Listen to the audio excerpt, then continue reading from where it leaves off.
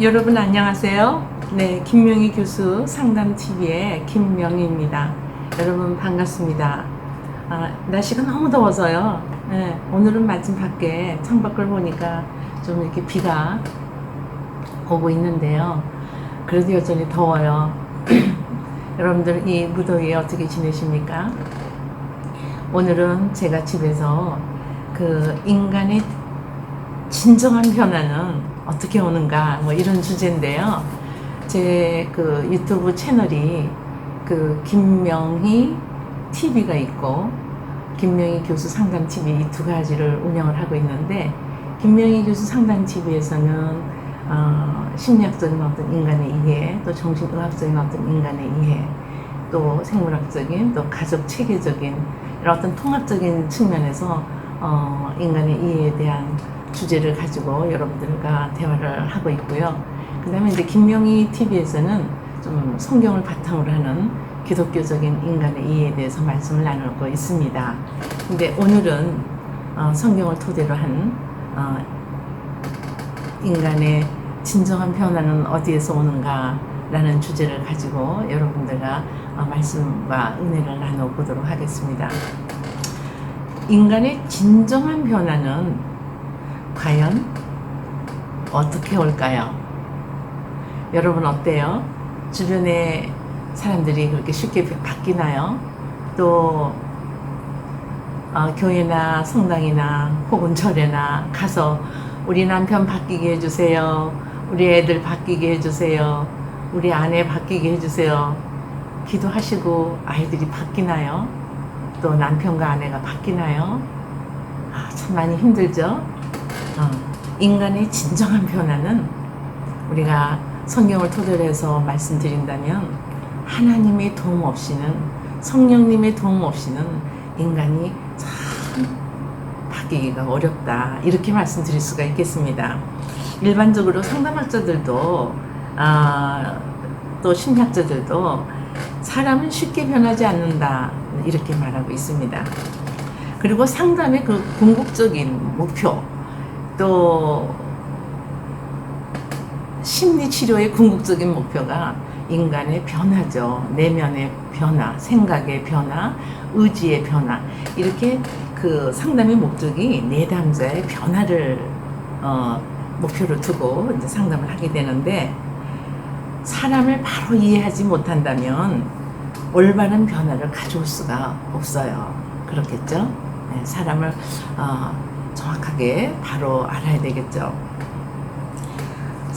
성경에서는 사람은 하나님의 형상에 따라서 지음을 받았고, 그리고 여러분들이 잘 아시다시피 성경에서 아담과 하와가 선악과를 따먹고 타락한 존재가 되어서, 즉 사람은 이렇게 영적인 존재인데, 왜냐하면 하나님께서는 인간을 하나님의 형상에 따라 지음을 받았고, 하나님은 영적인 영이시고 하나님은 영이시니 신령과 진정으로 예배할지라, 이렇게 말씀하듯이 영적으로 인간을 이제 창조하셨다, 이렇게 말씀드릴 수가 있겠습니다. 사람은 영적인 동시에, 그리고 우리는 죄인이다, 인간은 죄인이다, 이렇게 성경은 말하고 있습니다. 그러므로 인간은 예수 그리스도의 구속의 은총이 없이는, 또 성령의 거듭나게 하시는 역사가 없이는 인간이 바뀌기가 어렵다, 바뀌지 않는다. 그러므로 거듭난 신자를 할지라도 성화의 삶을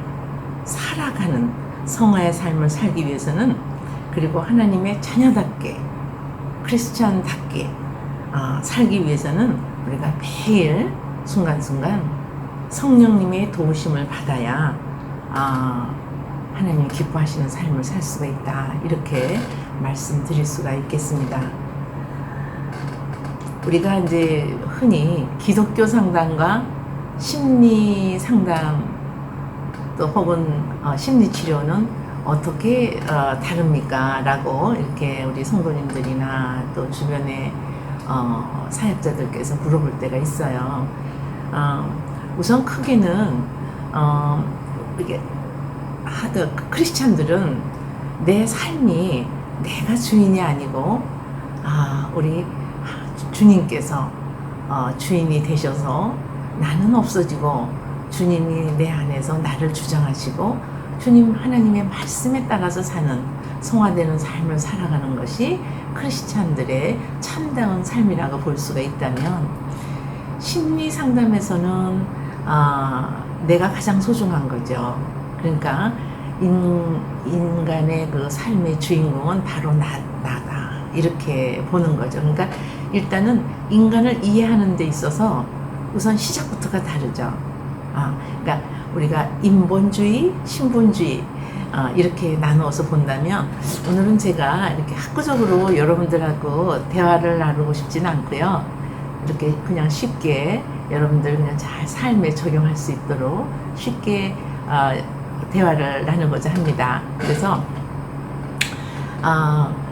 신본주의라는 것은 결국은 하나님 중심의 삶이 되는 거겠죠. 그러니까 내 삶이 내가 주인이 아니라 나는 없어지고 내 안에 주님이 함께 내 삶을 주장하는 삶, 이것이 기독교인들의 삶의 목표가 되는 거죠. 그런데 순간순간 내가 자꾸 올라오니까 이것을 내려놓고 말씀 따라서 주님이 내 삶을 주장해 달라고 이렇게 기도하는 거죠.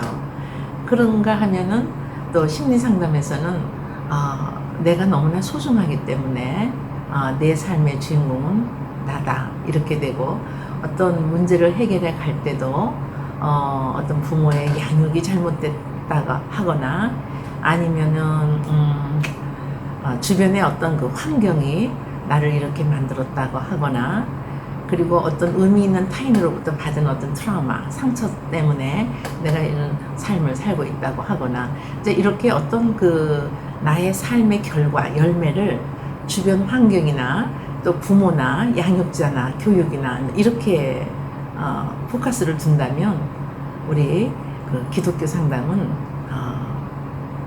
어디다 둘까요? 하나님의 말씀 따라 내가 살고 있는가? 내 삶의 주인이 난가? 아니면은 나는 없어지고 주님이 내 삶을 이끌어 주는 대로 내가 잘 따라가고 있는가? 그러니까 이게 기독교 상담하고 심리 상담하고는 시작부터가 다르고 또 접근부터가 다르겠죠. 그래서 진정한 인간의 변화는 하나님의 도움 없이는, 성령의 역사가 없이는 참으로 이루어지기 어렵다, 이제 이런 말씀이 되는 거예요. 그래서 기독교 상담은 하나님의 말씀과 성령님의 역사를 통하여 전 인격적인 변화를 이루고자 하는데 목표를 두고 있습니다. 하나님의 말씀과 기도를 통해서 성령님이 우리의 마음을 감화시키고 감동시켜서 우리에게 깨달음을 주시고 또 회개케 하시고, 그리고 나를 내려놓고 주님이 나의 삶의 주인이 되셔서 주님 말씀에 순종하는 삶을 사는 것이 우리 기독교인들의 어떤 삶의 목표라고 할 수가 있겠고, 또 그러한 삶을 우리가 지속적으로 성화의 길을 걸어가면서 우리가 주님 뵈는 그날까지 어떤 인본주의적인 나 중심적인 삶을 조금 내려놓고 주님 하나님 말씀에 따라서 사는 그러한 어떤 하나님의 백성을 우리가 진정한 크리스찬이고 하나님의 자녀다, 이렇게 말을 할 수가 있겠습니다. 우리는 가장 깊은 영적인 단계에서 변화가 일어나는데요, 그거는 인간의 힘으로는 안 된다는 거죠. 그러니까 가장 그 영적인 변화는 정말 성령님의 도움 없이는, 하나님의 도움 없이는 우리의 변화는 일어나지 않는다, 이제 그렇게 말씀드릴 수가 있겠습니다. 우리의 마음이 이미 타락되어서 하나님을 만나기 전에는 내 멋대로 내 중심대로 살았지만, 하나님을 만나고 주님을 영접한 순간부터는 나 중심적이 아닌 참으로 순간순간 주님의 말씀 안에서 사는 그러한 하나님의 자녀가 되는 것이 기독교인들의 삶의 목표라고 할 수 있겠죠. 고린도후서 5장 17절에 보니까 그런즉 누구든지 그리스도 안에 있으면 새로운 피조물이고 이전 것은 지나갔으니 보라 새 것이 되었도다. 죄송합니다. 목이 좀 잠겨가지고 죄송합니다. 고린도후서 5장 17절에는 그런즉 누구든지 그리스도 안에 있으면 새로운 피조물이라 이전 것은 지나갔으니 보라 새 것이 되었도다 라고 말씀합니다. 이러한 변화는 단순히 좋은 어떤 신학이나 훈련된 순종의 산물이 아니고 이것은 우리와 그리스도의 관계를 통해서 하나님과 나와의 관계를 통해서 이루어진다는 말씀입니다.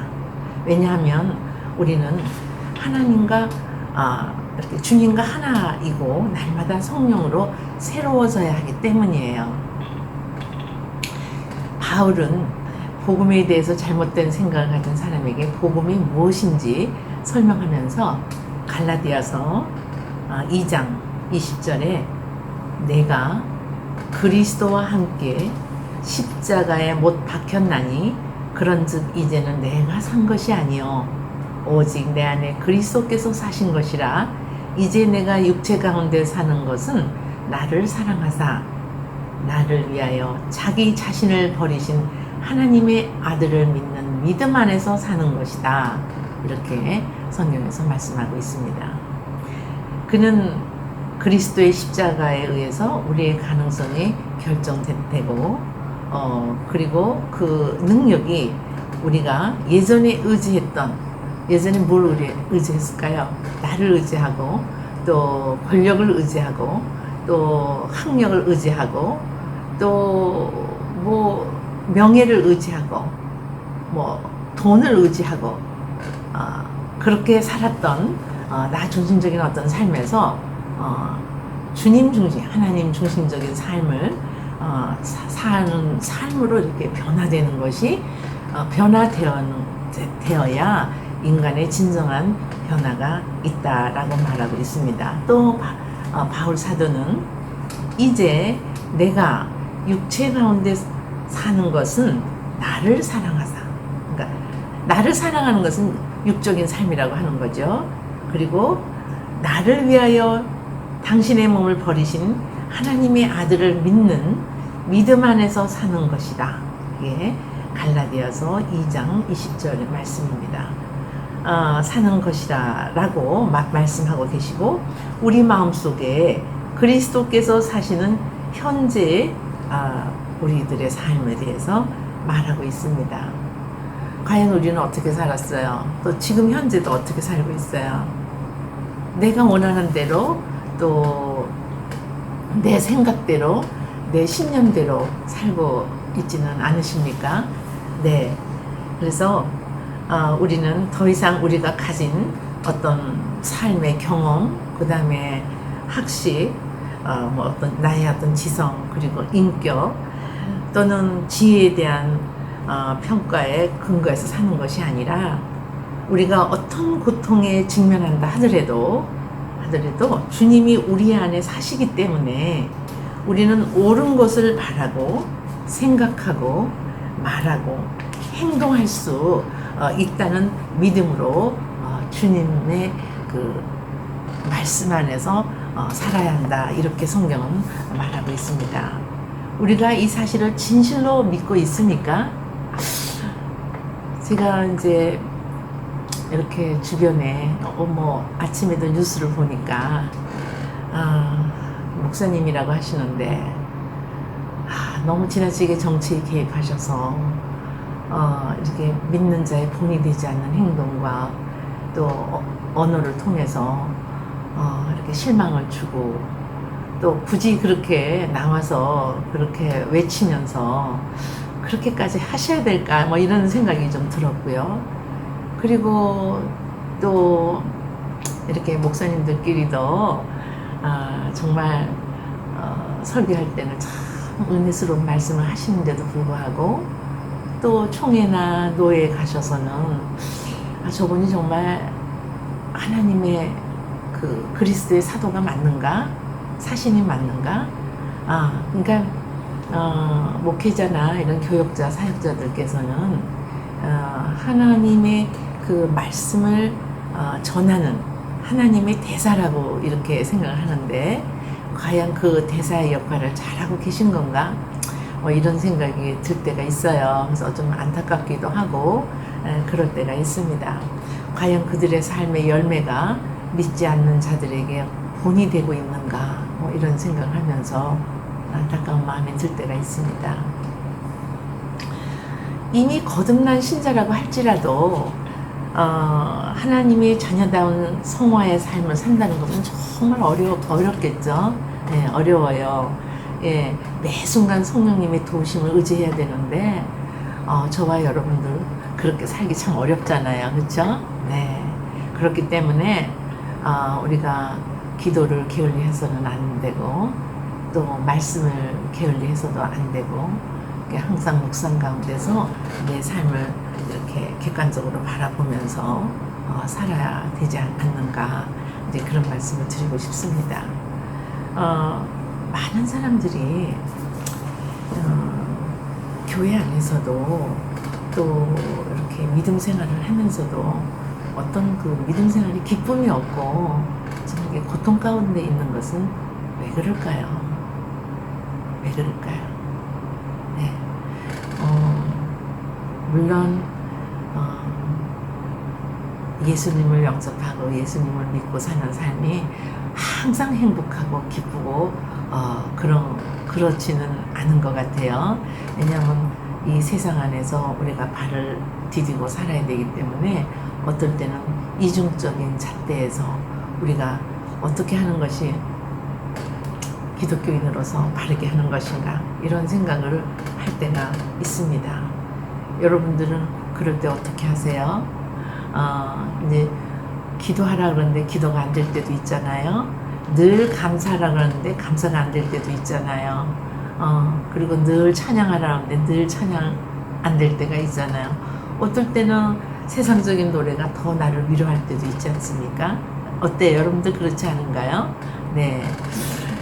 그래서 우리 이 크리스찬들이 믿지 않는 사람들에게 본이 되기 위해서는 정말 경건한 마음으로 매일매일 순간순간 정말 나를 잘 점검하면서 우리들의 그 삶의 잣대가 나가 아니라 나 중심이 아니라 예수님이 중심이 되어야 되겠죠. 쉬운 일은 아니지만 그렇게 우리가 노력하면서 살아야 주님께 영광에 돌아가지 않겠습니까? 오늘은 이렇게 정말 인간은 변할 수 있는 존재인가? 근데 우리 힘으로 안 된다는 거죠. 우리 힘으로는 안 되고 하나님의 도우심으로 또 성령님의 역사가 있어야 우리가 인간이 변할 수 있다. 생명을 주시는 주님의 말씀만이 우리를 변화시킬 수 있다. 이런 얘기가 되는 거죠. 갈라디아서 5장 16절에서 26절의 말씀을 좀 살펴보도록 하겠습니다. 너희는 성령을 따라 행하라. 그리하면 육체의 욕심을 이루지 아니하리라. 육체의 소욕은 성령을 거스르고 성령은 육체를 거스르나니 이 둘이 서로 대적하므로 너희가 원하는 것을 하지 못하게 하려 함이라. 너희가 만일 성령의 인도하시는 바가 되면 율법 아래에 있지 아니하리라. 육체의 일은 분명히 곧 음행과 더러운 것과 호색과 우상숭배와 주술과 원수 맺는 것과 분쟁과 시기와 분냄과 당 짓는 것과 분열함과 이단과 투기와 술 취함과 방탕함과 또 그와 같은 것들이라. 전에 너희에게 경계한 것까지 경계하노니 이런 일을 하는 자들은 하나님의 나라를 유업으로 받지 못할 것이요 오직 성령의 열매는 사랑과 희락과 화평과 오래 참음과 자비와 양성과 충성과 온유와 절제니 이 같은 것을 금지할 법이 없느니라. 그리스도 예수의 사람들은 육체와 함께 그 종욕과 탐심을 어디에다 못 박았어요? 네, 십자가에 못 박았죠. 십자가에 못 박았느니라. 만일 우리가 성령으로 살면 또한 성령으로 행할지니 헛된 영광을 구하여 서로 노엽게 하거나 서로 투기하지 말지니라. 갈라디아서 5장 16절에서 26절 말씀을 봉독해 드렸습니다. 육체의 욕심을 이루지 않으려면 성령에 따라 행하라고 하셨고요. 육체의 소욕은 성령을 거스린다고 하셨어요. 성령은 육체를 거스린다. 이게 무슨 말이에요? 성령을 따르자니 내 육체가 그것을 거스린다는 거죠. 이 둘은 서로 대적하고 있고 성령의 소욕이 우리 안에서 육체의 소욕을 대적하여 싸우신다. 이렇게 말씀하고 계십니다. 육체의 일과 성령의 열매는 아주 대조적이에요. 아주 대조적인데 육체의 일에는 뭐가 있다고요? 음행과 더러운 것과 호색하는 것과 시기하는 것과 원수 맺는 것과 가서 어디 가서 점치고, 우리 크리스찬들도 어디 가서 점치고 뭐 심지어는 굿까지 하는 사람들이 있다 그러는데 전 잘 모르겠어요. 제가 직접 보질 않아서. 근데 어떻게 그렇게 할 수 있을까요? 교회 다니면서 가서 점을 치고 구슬하고, 그들을 과연 크리스찬이라고 할 수 있을까요? 그들을 크리스찬이라고 할 수는 없을 것 같아요. 교회에 다닌다고 다 기독교인은 아니니까요. 그래서 육체 일에는 음행과 더러운 것과 호색하고 또 우상을 숭배하고, 여기 우상이라는 것은 꼭 어디 가서 절하고 뭐 점치고 그런 것뿐만이 아니라 내 인생에서 가장 중요한 것이 뭐 자식이 될 수도 있고요, 아내나 남편이 될 수도 있고, 돈이 될 수도 있고, 또 명예가 될 수도 있고, 뭐 이런 것들 다, 권력이 이런 거 다 우상이죠. 그러니까 우상 숭배, 이제 그런 거, 돈을 숭배한다거나 또는 뭐 권력을 숭배한다거나 명예를 숭배한다거나 뭐 이런 것들, 또 원수 맺는 거, 그리고 분쟁하는 거. 근데 왜 교회에서 자꾸 이렇게 원수 맺고 분쟁하고 분열하는지 모르겠어요. 왜 그럴까요? 예. 뭐 노회나 총회 이렇게 가봐도 그분들의 설교는 참 은혜로운데 왜 이렇게 당짓고 분쟁하고 분열하려고 하는지 정말 참 안타까워요. 정말 모르겠어요. 왜들 그러는지. 제가 어저께 이렇게 총회에서 어떤 문자가 와서 제가 그걸 읽고 참 마음이 안타깝다는 생각이 들어서 이런 말씀을 드립니다. 그리고 또 분열하는 거, 그리고 이단, 그 다음에 투기, 그 다음에 술 취하고 방탕하고, 그리고 또 그와 같은 것들이라고 이렇게 말하고 있습니다. 반면에 성령의 열매는 뭘까요? 성령의 열매. 저와 여러분들은 하나님의 은혜 가운데 성령의 열매를 맺는 삶이 되어야 되겠어요. 그죠? 네, 성령의 열매는 정말 아름다워요. 정말 아름다워요. 사랑과 희락과 화평과 오래 참음과 자비와 양성과 충성과 온유와 절제임이라. 이렇게 성경은 말씀하고 있습니다. 제가 이 구절을 이렇게 봉독하다 보니까 그 목사고시를 볼 때 아주 제가 목사고시를 2010년에 봤나? 네, 2010년에 본 것 같아요. 2010년에 그 목사고시 갈 때 시험 문제 중에 이게 나왔어요. 성령의 열매에 대해서 논하 시험. 근데 저는 잘 썼어요. 잘 썼고 하나님의 은혜로 이제 목사고시에서 이게 패스가 됐던 그런 기억이 납니다. 이제 목사고시에 패스하고 제가 이제 그 개척을 한 1년 뒤에 작은 그 연구실에서 시작을 했지만 그 제가 한 30년간 그 교수 생활을 하다 보니까 아직까지 저는 그 교수 생활을 하면서 이렇게 어떤 그 제가 알고 있는 이런 지식도 우리 많은 불신자나 신자들에게 도움이 된다고 생각해서 그런 어떤 상담센터를 운영하고는 있습니다만은 마음에 이렇게 어떤 심리 상담을 통해서 인간이 이렇게 변화가 되거나 마음에 그 쓴뿌리 내면의 모든 것이 치유된다는 것은 한계가 있어요. 네.